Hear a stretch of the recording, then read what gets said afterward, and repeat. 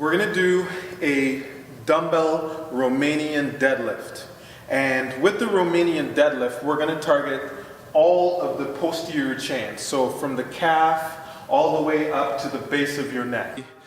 Even though it is a posterior chain, it develops the posterior chain, the primary focus of this movement is for your glutes, your lower back, and also your hamstring. All right? It's very important that you either do this with proper footwear or you do it in your sock feet. I'm going to show you what it looks like, and then we can talk a little bit very quickly about execution. So with your feet, I need them to be hip width apart. In the starting position here, I need you to be tall and long and tight. I need you to take your shoulders and bring it back and down, feel your lats being engaged as a stabilizer. Now from here, I need you, because this is a hip dominant movement, just remember that the dumbbells, as you go down, they're not just going to be at the side or they're not going to be at the front, they're going to be angled off in this position. So if you look here, they're angled off, okay? So they're sliding down at an angle. Second, I don't want you to have any daylight between the dumbbell and your body.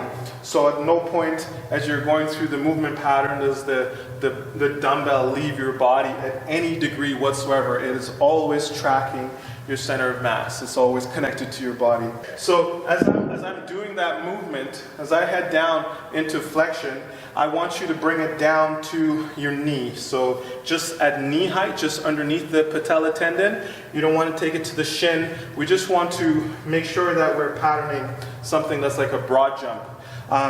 The other thing too is the upper back musculature, those posture muscles, need to ensure that they're engaged. So they're brought down and back and they're held tight, especially at the bottom movement, and they're not protracting or losing their stability. It's very important that they're retracted properly.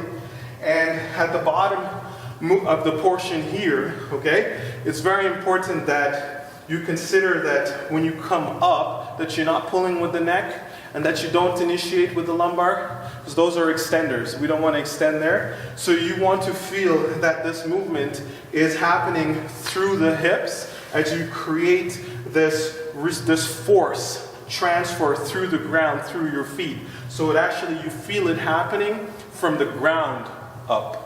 Okay, so it's not happening from the lower back. It's happening because the hips are generating force through the feet, and the feet is causing a ground reaction that makes you want to stand up. So it's from the ground up. So also here, we're going to go down slow. We're going to hold for 3 seconds, and then I want you to explosively come back up, but under the context of control. So let's take a look at 6 reps.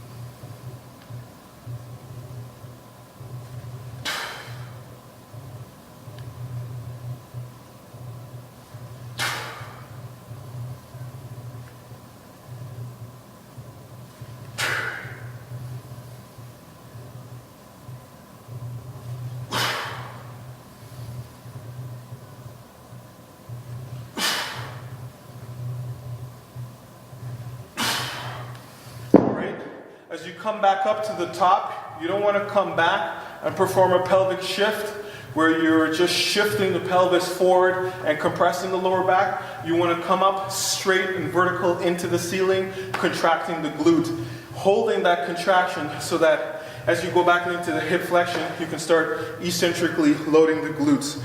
You got to have a really tight core to be able to facilitate this movement pattern.